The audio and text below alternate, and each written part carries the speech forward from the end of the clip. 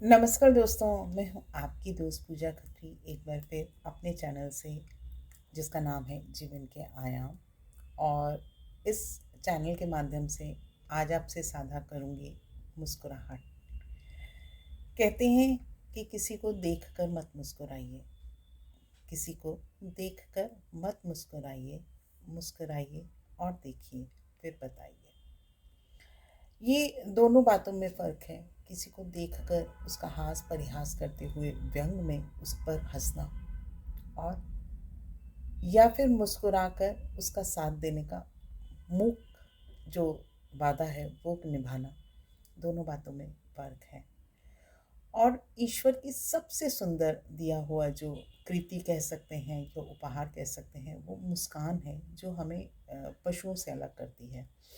क्योंकि एक मुस्कुराहट बिना कुछ कहे एक समर्पण है, एक वादा है किसी के साथ खड़े होने का, खुशियों को बांटने का। तो चलिए, इसी पे एक दृष्टांत पढ़ रही थी और आज आपसे साझा करती हूँ। मुस्कुराहट के कितने रूप हैं और मुस्कुराहट किस तरह से बांटी जा सकती है। मुस्कुराहट कोई वस्तु विशेष नहीं है जिसे पैसे से हम खरीद या बेच सकते हैं। ये तो एक ऊर्जा है जो स्वतः मन में उत्पन्न होती है। और आपकी एक मुस्कुराहट कितनों को तार सकती है, उनके दुख से बाहर निकलने का जरिया बन सकती है। तो ये दृष्टांत जो मैंने पढ़ा और मुझे लगा आपसे साझा करना चाहिए इस चैनल के माध्यम से। एक स्टोरी है, हो सकता है बहुत लोगों ने सुनी भी हो, पर फिर भी मुझे लगता है कि ये हमारे जीवन की कुछ नैतिक मूल्यों को फिर से जागृत करेगी। तो जुड़ती हूँ। एक औरत बहुत महंगे कपड़ों में एक मनोचिकित्सक के पास गई और उससे कहने लगी कि मैं बहुत दुखी हूँ और मुझे खुश रहने का कोई तरीका बताइए। मुझे कोई दवा दीजिए और मेरा कोई इलाज कीजिए। क्या आप मुझे मेरी खुशियों को ढूंढने में मदद करेंगे? और मुझे लगता है आज के वक्ती दौर में जिस तरह के हालात हैं, जिस तरह का समय है, आदमी खुशी के लिए बेहाल है। पैसा है, सब कुछ है, रिश्ते नाते, और उसके बावजूद एक खालीपन है और एक खुशी की कमी है, एक मुस्कान की कमी है। तो कुछ ऐसे ही हालात जिसमें मनोचिकित्सक अपना इलाज करते हैं, और तब मनोचिकित्सक ने उस औरत को एक उपाय देने के नाते अपने ऑफिस में काम करी एक बूढ़ी महिला को बुलाया और उस अमीर औरत से कहा कि मैं इस बूढ़ी औरत से ये बताने के लिए कहूँगा कि कैसे उसने जीवन में खुशियाँ ढूंढी। मैं चाहता हूँ कि आप उसे ध्यान से सुने। तब उस बूढ़ी औरत ने अपना जो एक्सपीरियंस था, अपने अनुभव को साझा किया। और सबसे पहले उसने अपने हाथ का झाड़ू नीचे रखा, क्योंकि वो महिला वहाँ सफाई करती थी, और सफाई एक मध्यम वर्गीय, निम्न वर्गीय जिसको हम कह सकते हैं, वो सफाई वाली एक महिला थी। और कुर्सी पर बैठ गई। कहती है कि मेरे पति की मृत्यु जो मलेरिया से कुछ समय पहले हो गई थी, और उसके 3 महीने बाद मेरे बेटे की भी मौत एक्सीडेंटल हो गई। एक दुर्घटना में मेरा बेटा भी मर गया और मेरे पास कोई भी नहीं था। मेरे जीवन में कुछ भी शेष नहीं बचा था और मैं बिल्कुल निराश थी। मैं जीना नहीं चाहती थी। मैंने मुस्कुराना बंद कर दिया था। मुझे समझ नहीं आता था कि मैं अपने जीवन में क्या करूं, और मैं मरने के तरीके ढूंढ रही थी।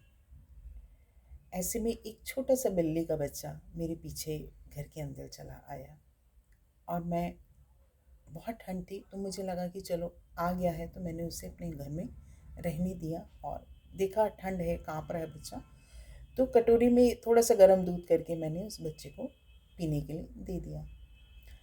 और बच्चे ने चटाचट, जिससे स्वाभाविक है भूख थी, और चूंकि बिल्ली का बच्चा था तो उसने चटाचट जीभ लगा के उस कटोरी को खाली कर दिया। और उसके बाद मुझे मुझे उसकी मुस्कुराहट को देख के, उसको पेट भरता देख के मुझे जो खुशी हुई, मुझे जो मुस्कुराहट आई, मुझे बहुत समय बाद ऐसा हुआ कि एक अंदर से खुशी महसूस हुई। और मुझे ऐसा लगा कि हाँ, अगर इसको खुशी देने से, इसकी सहायता करने से मुझे खुशी मिल रही है, तो क्यों ना मैं साहित्य का एक रास्ता बनाऊं। और ये विचार मेरे मन में जागृत हुआ। इसी विचार के साथ मैंने मेरे पड़ोसी जो कि बगल में बीमार थे, और मुझे लगा कि चलो मैं उनकी सेवा भाव से अपने घर से खिचड़ी बना के उनके लिए लेकर गई।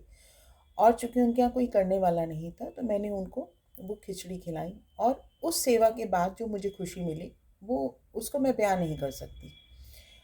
मेरे उनसे रिश्ते भी मधुर हुए, और मतलब वो जो खुशी थी मुझे आंतरिक खुशी थी, जिसके लिए मुझे कोई पैसा खर्च नहीं करना था और ढूँढनी नहीं थी जिस खुशी को। उस दिन से मैंने अपना एक नियम बना लिया कि मैं किसी की मदद करके रोज़ खुशियाँ तलाशने लगी। मैं उनको खुशी देने में अपनी खुशी ढूँढ रही थी, और मेरी खुशी देने से जो उनके जीवन में खुशी आ रही थी, वो एक अलग उपलब्धि थी। इस तरह से मैं दूसरों के जीवन में खुशियाँ देने वाली बनी, और ईश्वर ने मेरे जीवन में मुझे मुस्कुराहट देना वापस शुरू कर दिया। अब उसकी इस बात को सुन के मैं अमीर औरत वहीं रोने लगी। उसके पास सब कुछ था जो वो पैसे से खरीद सकती थी, पर जो चीज़ उसने खो दी थी वो उसे पैसे से नहीं खरीदा जा सकता था। वो थी खुशी और उसकी मुस्कुराहट। बस हमारा जीवन भी कुछ इसी तरह का है। इसी बात पर निर्भर करता है कि हम कितने खुश हैं। ये ज़रूरी नहीं है, पर हमारी वजह से कितने लोग खुश हैं, हम अपने जीवन में कितने लोगों को खुश रख पा रहे हैं, ये कहीं ज़्यादा महत्वपूर्ण है। तो क्यों ना आज एक संकल्प लें। इस दृष्टांत को साझा करने का मतलब ही आपसे ये था कि कहीं ना कहीं हम एक दूसरे को मुस्कुराहट देने का जरिया बने, खुशियाँ बांटने का जरिया बने। हमें खुशियों को कहीं से खरीदना नहीं है। ये कोई वस्तु विशेष नहीं है जिसको हमने खरीदा और बांट दिया। तो ये मुस्कुराहट जो है एक अमूल्य निधि है, जिसके लिए हमें कहीं पे कोई ऐसा पैसे खर्च करने की ज़रूरत नहीं है। जैसे हम एक टीचर हैं, और अगर हम मुस्कुराते हुए अपने कक्षा में प्रवेश करेंगे, तो हमारा जो बच्चों के साथ एक रिलेशन मेंटेन होगा वो हेल्दी होगा, वो खुशियों से भरा होगा, वो मुस्कुराहट से भरा होगा। यदि इसी तरह से हम डॉक्टर हैं, और अगर हम क्लिनिक में घुसते हैं और मुस्कुराकर मरीजों से मिलते हैं, तो उनका आत्मविश्वास ऊंचा होगा। ये सब खुशियों के रूप हैं जो